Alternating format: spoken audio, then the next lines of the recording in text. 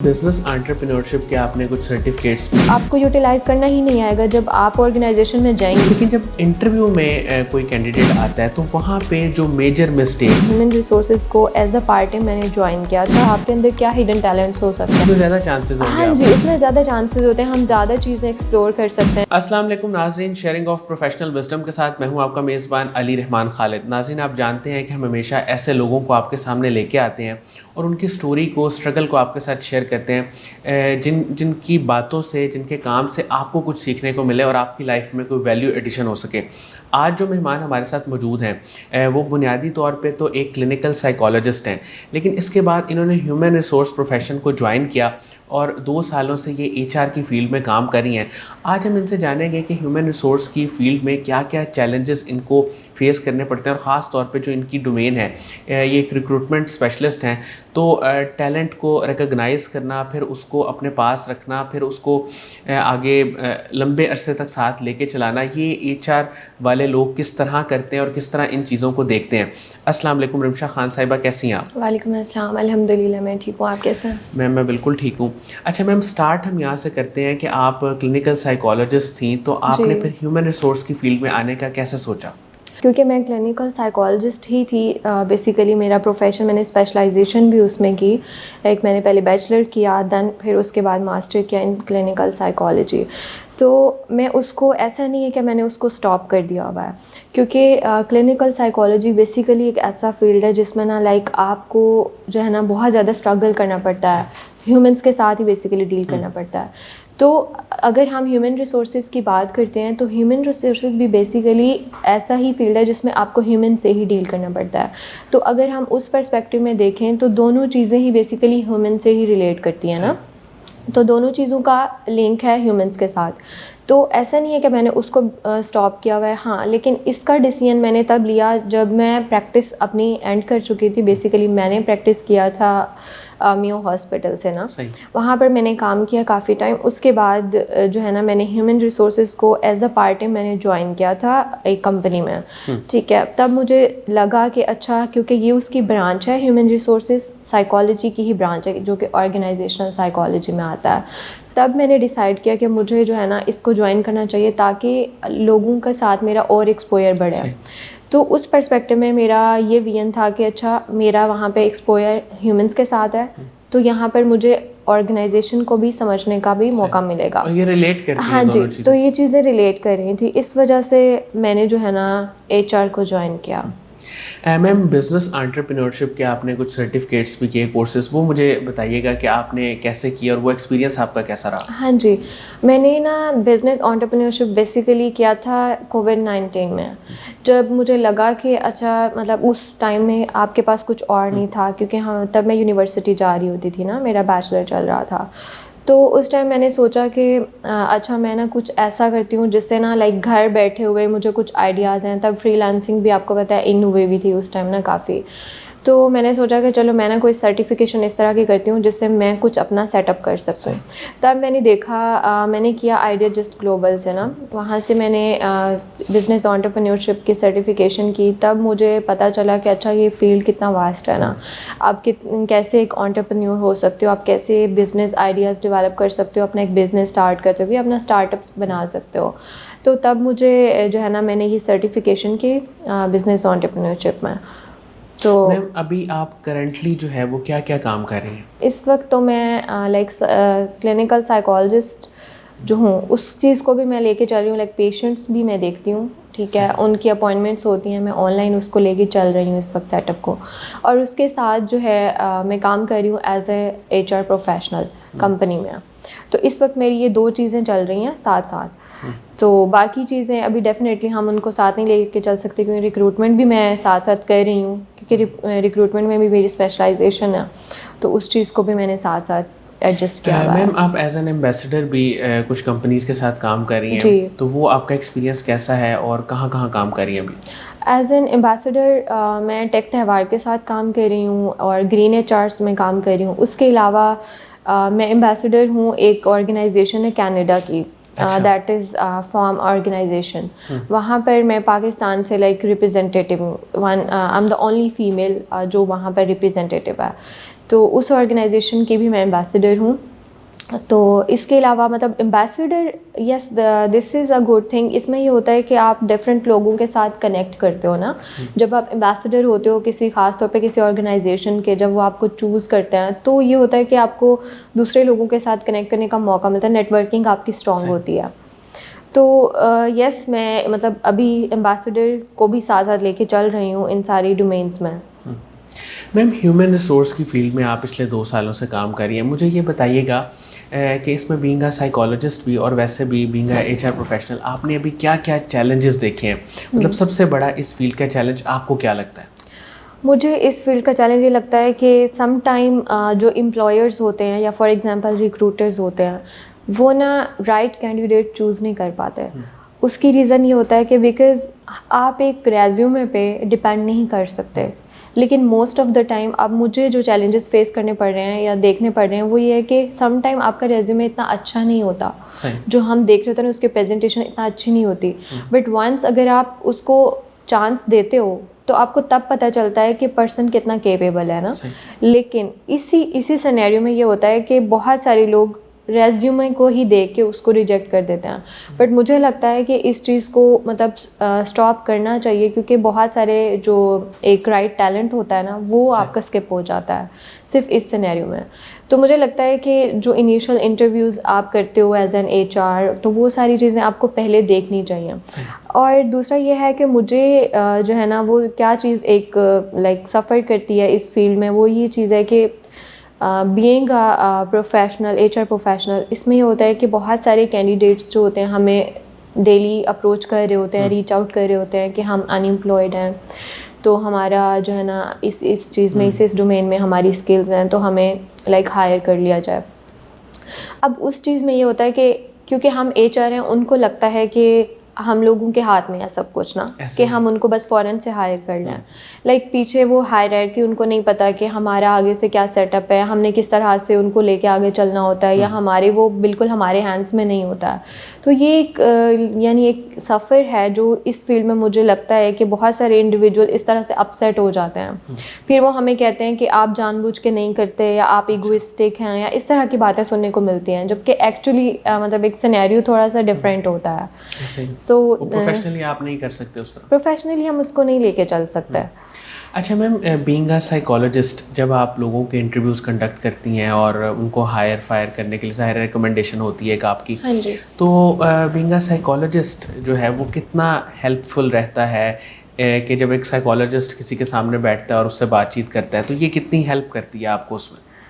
हाँ जी, being a psychologist मुझे तो इनिशियल रिक्रूटमेंट से ही हेल्प होती है। मतलब मैं जब हमारा इनिशियल एक होता है ना कि लाइक मेरा तो अब काफ़ी एक्सपीरियंस इस चीज़ में हो चुका है कि मुझे लोगों की पर्सनालिटी फ़ौरन से मतलब पता चलना स्टार्ट हो जाती है।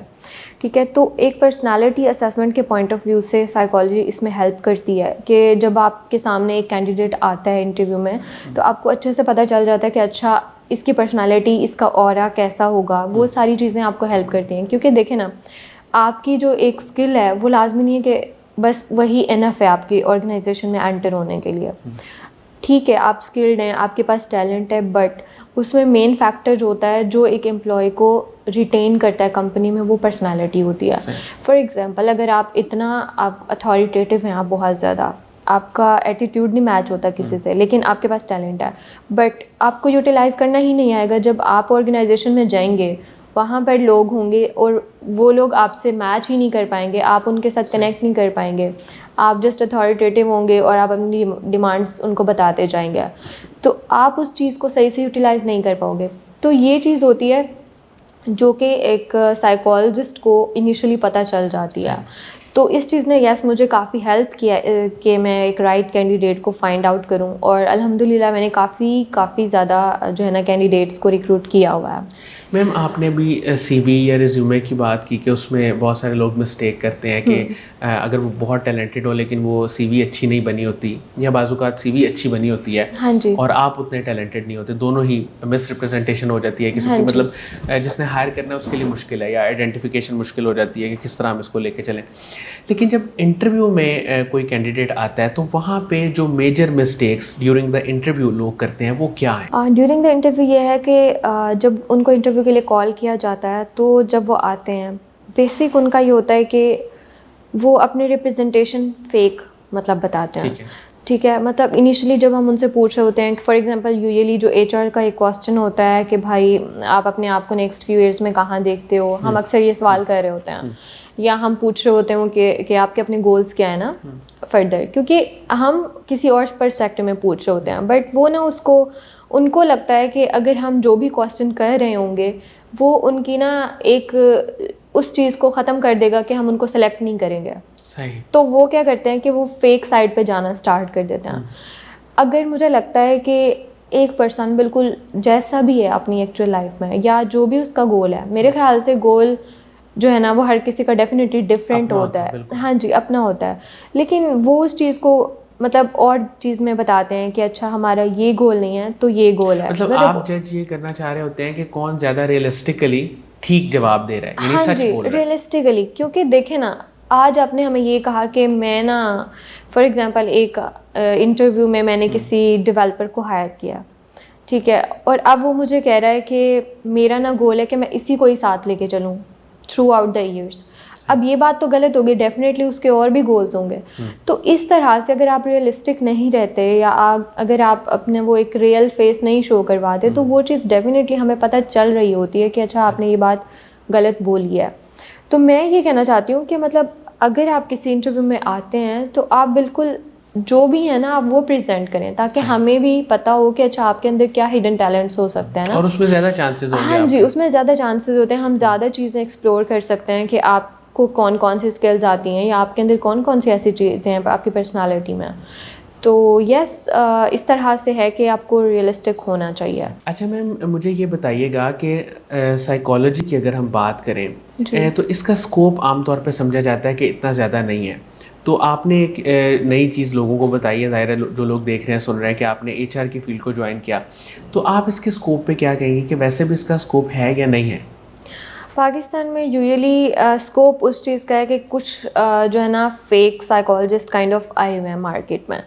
ठीक है, अब लोग क्या करते हैं यूजुअली एक आप बैचलर कर लेते हो या फॉर एग्जांपल आपने किसी एक सेमेस्टर में पढ़ ली है साइकोलॉजी, तो वो अपने आप को साइकोलॉजिस्ट कहना स्टार्ट कर देते हैं, जो कि बहुत गलत है, क्योंकि वो लोग सिर्फ 500 की खातिर या 600 के सेशन की खातिर हमारा प्रोफेशन ख़राब कर रहे हैं। देखिए हमने फॉर एग्जांपल स्पेशलाइजेशन की है तो डेफ़िनेटली हमने एक करियर को, एक प्रोफेशन को उस तरह से लिया है, हमने प्रैक्टिस किया है, हमें पता है कि किस तरह से होता है, लेकिन कुछ लोग इस चीज़ को गलत यूज़ कर रहे हैं ना।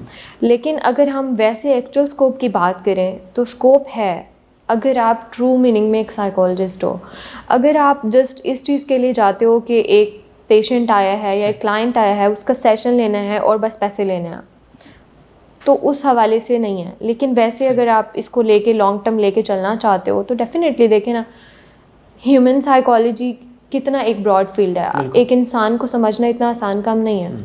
तो आप एक सेमेस्टर पढ़ के, 2 सेमेस्टर पढ़ के किसी इंसान को समझ नहीं सकते। यानी कि जो जिन्होंने मुकम्मल प्रोफेशनल डिग्री की है वही आए इस फील्ड में और काम करें। हाँ जी, सही। अच्छा मैम, इंस्पिरेशन की अगर बात करें तो कौन लोग हैं जिन्होंने आपको इंस्पायर किया? क्योंकि बीइंग अ वर्किंग वुमेन बहुत सारी चीज़ें मुश्किल होती हैं उनको साथ लेके चलना, तो कोई इंस्पिरेशन, कोई एनर्जी का सोर्स वो क्या था? यस, अगर इंस्पिरेशन की बात हो तो yes, my father is my inspiration. मतलब अगर मैं किसी को मानती हूँ इस दुनिया में तो मेरे फादर हैं, ठीक है। उनकी वजह से ही मतलब आज मैं जहाँ पर भी हूँ या जो भी काम कर रही हूँ, बिकॉज़ इनिशियली बहुत सारी स्ट्रगल, मेरा बैकग्राउंड भी उस तरह से है, लाइक मेरी फैमिली उस टाइप की है, मेरी कास्ट है, उसमें जो होता है ना यूजुअली लड़कियों को नहीं पढ़ाया जाता, ठीक है। उसमें क्या होता है कि बस ठीक है एक बाउंड कर दिया, लेकिन मेरे फादर ने लाइक स्टेप लिया कि ठीक है मुझे एजुकेशन करानी है, और हमेशा उन्होंने मुझ पर भरोसा किया है, हमेशा उन्होंने ट्रस्ट किया है कि आप जो भी डिसीजन लोगी ना वो बहुत ठीक होगा, बहुत स्ट्रॉन्ग होगा। तो मैं जिस भी फील्ड में जाना चाहती थी उन्होंने मुझे हमेशा इनकरेज किया है हर स्टेप पे, इवन जब भी मैं डाउन होती हूँ तो वो हमेशा मेरे साथ होते हैं। So he is the only inspiration in my life. Ma'am, Qasim Ali Shah Sahab के काम को, उनकी फाउंडेशन को आप कैसे देखती हैं? उनकी फ़ाउंडेशन को, क्योंकि मैं उनको काफ़ी टाइम से फ़ॉलो कर रही हूँ, काफ़ी टाइम से उनकी जो लेक्चर्स होते हैं देख रही होती हूँ, उनका काम देख रही होती हूँ। माशाल्लाह ही डिड वेरी वेल।